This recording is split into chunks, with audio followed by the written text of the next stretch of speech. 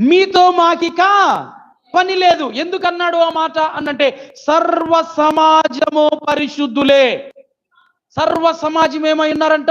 పరిశుద్ధులే. ఇప్పుడు పరిశుద్ధులైనంత మాత్రాన యాజకులు కాలేరు.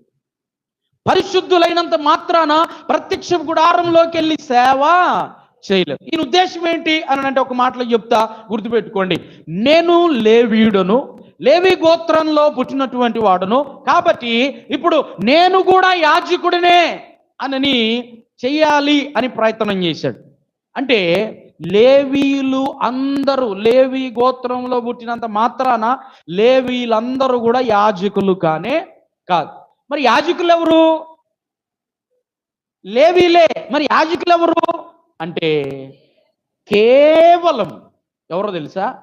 అహరోను సంతానములో ఉన్నవారు మాత్రమే